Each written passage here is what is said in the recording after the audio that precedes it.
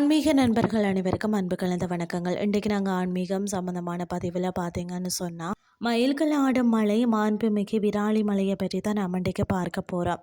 புராதன சிறப்புகளும் புதுமை கலந்த அதிசயங்களும் கொண்ட ஒரு தலம் இருக்கிறது அப்படின்னு சொன்னால் அது வந்து புதுக்கோட்டை மாவட்டத்தில் உள்ள விராலிமலைன்னு தான் சொல்லணும். ஏன் இந்த தலம் இவ்வளவு சிறப்புன்னு சொல்லி பார்த்தீங்கன்னா, ஆதிமுருகன் தண்டாயுதபாணி இந்த மலையின் அடிவாரத்தில் பழமையான ஆதிமுருகன் சந்நிதி இருக்கிறது.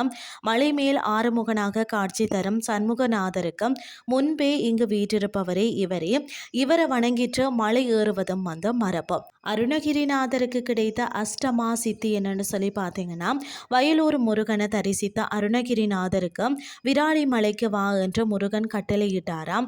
வழி தெரியாமல் தவிர்த்த அவருக்கு வேடன் உருவலை வந்து வழிகாட்டியவர் தான் தமிழ் முருகன். இங்குதான் அவருக்கு கூடு விட்டு கூடு பயம் அஷ்டமா சித்தி வித்தைய முருகன் உபதேசித்தாராம்.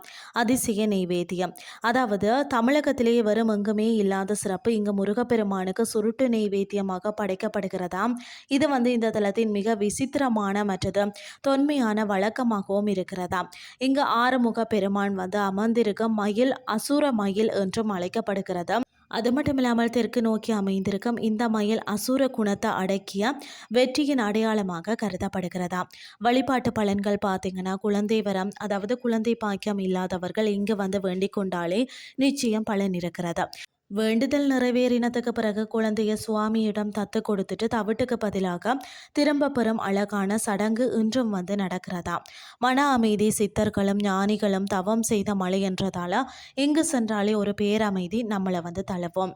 இயற்கையில் கொஞ்சம் மயில்கள் நிறைந்த இந்த திருத்தலத்திற்கு ஒரு முறை சென்றாவது அந்த சண்முகநாதனை தரிசிச்சுட்டு வாருங்கள்னு சொல்லி கூறிக்கொண்டு இன்றைய ஆன்மீகம் சார்ந்த பதிவை நிறைவு செய்து கொள்கிறேன்.